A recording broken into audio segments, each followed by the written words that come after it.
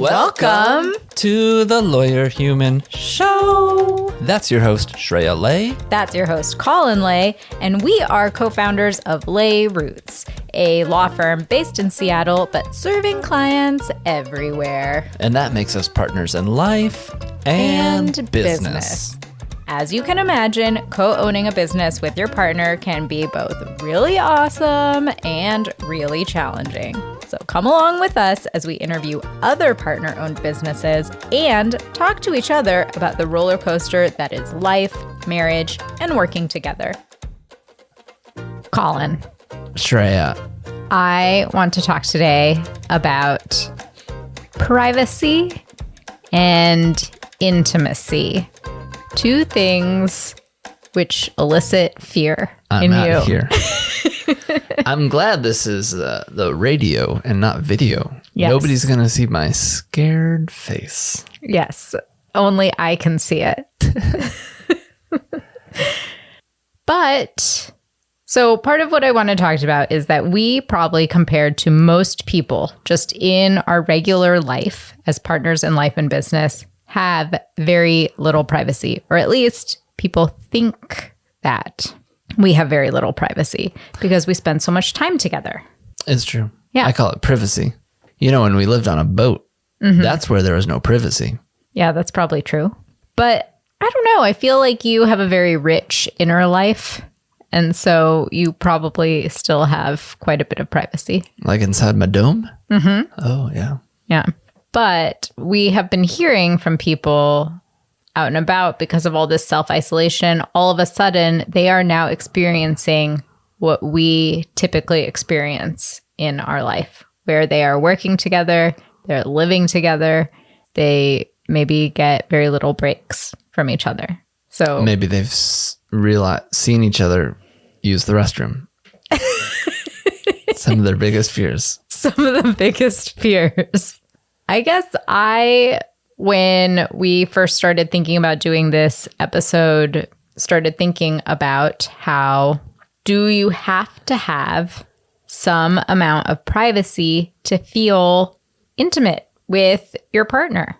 And I can see from your face that you immediately go to sex.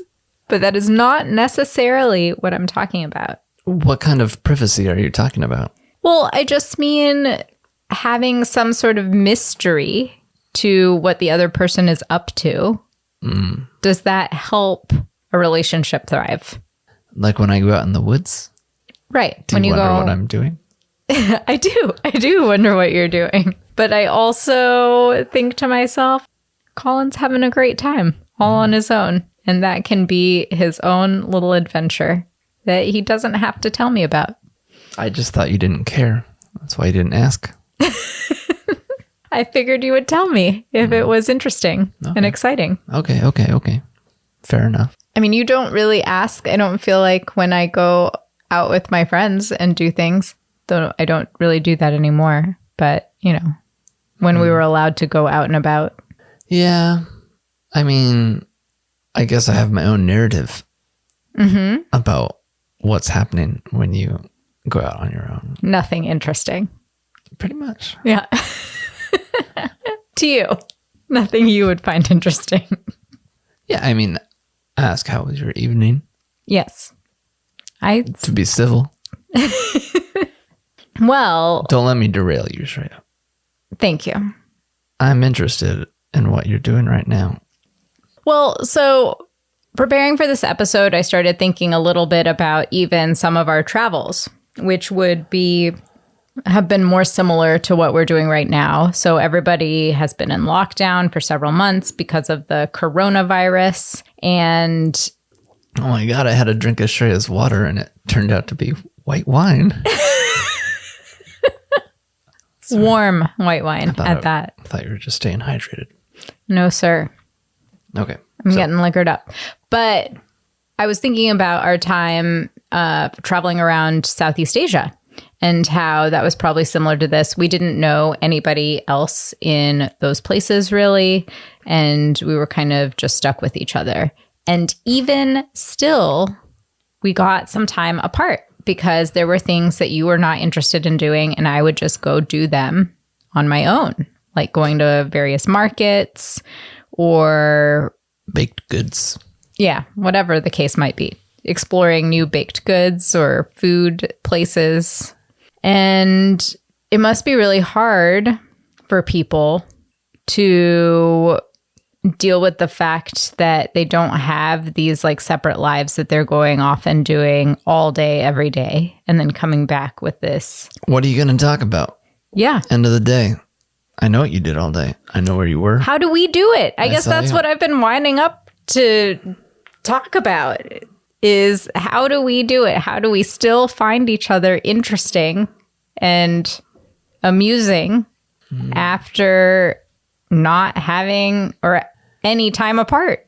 Wouldn't it be terrible if I was like, I don't find anything interesting anymore? I feel like it would be terrible for me, devastating. However, it would probably be very interesting for other people to hear. It'd be like drama. Well, I don't know how we do it, Shreya.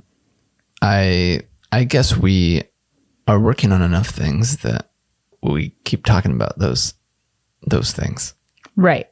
And there's things that happen in my mind up in this big old dome, this 35-pound head. Is it 35 or 32? 35. Okay. 32. Anyway, we have our own thoughts. Mm-hmm. We can discuss those later at the dinner table. Mm-hmm. I know we tried to stop talking about work stuff. Yeah. At a certain point early on. And then we had nothing to talk about.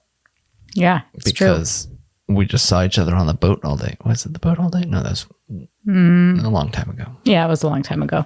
I also think that it's okay to sometimes get annoyed with people. Like, that's an okay thing. You don't always have to be lovey-dovey. You can be annoyed with people and you can talk about it and get over it. Or not talk about it and get over it, I guess. That might be a thing that happens. Oh, that happens here all the time.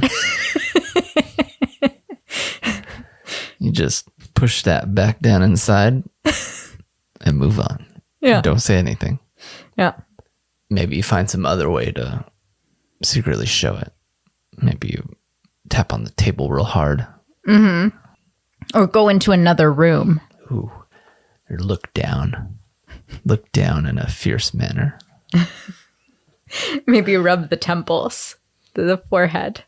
So I remember my grandma in Scotland telling a story once that there was this like very crude man at a restaurant, I think. And he was making some body noises, not farts. Farts would have been funny. Other weird body noises. And all of us Americans there were like, who is this guy? What the hell is going on? You know, like very clearly expressing our disapproval of this man and his weird habits and body noises. And so my grandma had to let us know. She's like, well, that's why I look down. I looked down to show my disapproval. I was like, very subtle. Yeah.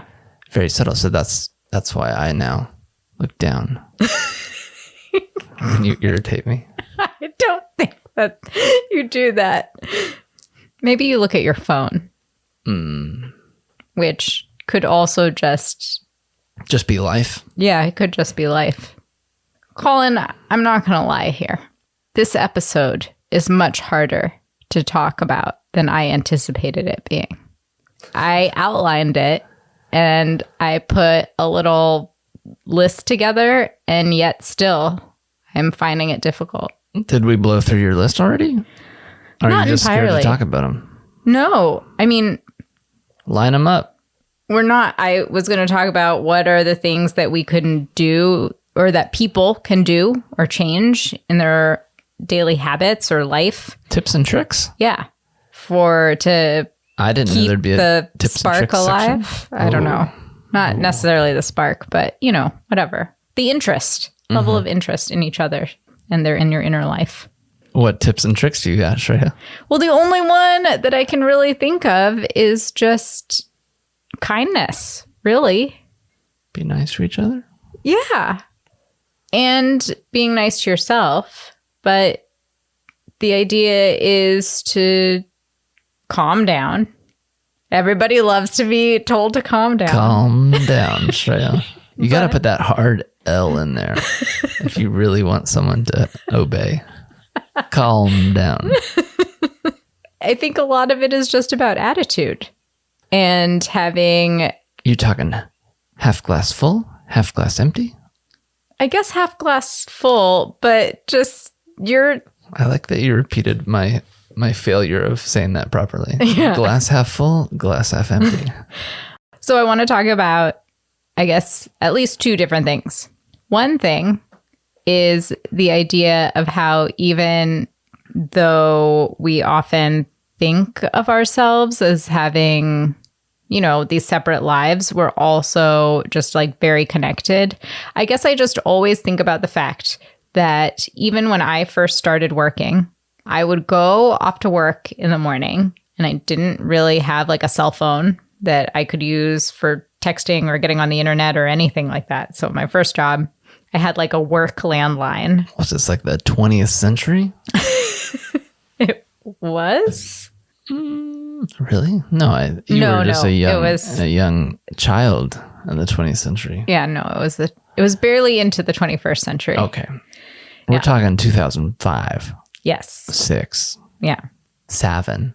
Yeah. Some people who were really special got Blackberries with their jobs. I did not get one. And so I was not BBMing people. So I don't even know what that means. So you went to your job. I went to my job. You had no means to communicate with anyone. Right. And then I would come home to my roommate and we would sometimes talk about our days and sometimes not. But it was this whole life that I had that was separate. And I thought about it, with like my dad. He would go off to work and then he'd go to the bar after work with his buddies and have like his little happy hour. My mom would have no idea, wouldn't talk to him all day. And then they'd come home. And for me, I feel like that might increase someone's feelings of intimacy because they've had this private time and now they have so much to talk about and share. But it could also, in many ways, drive people apart. Like, I feel as though we have so much to talk about because we're working on common goals together and we have these shared dreams and visions that we talk about all the time. And that's really cool. Yeah, I hope so. Well, it sounds like what you're getting at, Shreya. If you're going to be a partner in life and business, you need to be very connected and be on the same mission together and interested in that same mission, because if you're not, life's going to suck for you. And yes. Because if you have your separate lives, that helps make things more interesting. Yeah, I don't know. Potentially.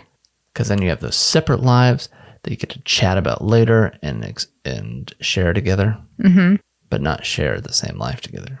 Right. I don't know. That was so profound. I think you summed it up well. We share the same life together. And I think a lot of people who previously shared their days and maybe little details about their day are now forced to spend a lot more time together. And for some people, that might be good. And for others, it may not be as good. But I think part of it is that you can't hide behind these little inconsequential details and surface level conversations. You can't just say, oh, so like gossip about the people at work and, oh, this guy cut me off on the freeway. And instead, we have to, in many ways, talk about some of these deeper goals and dreams.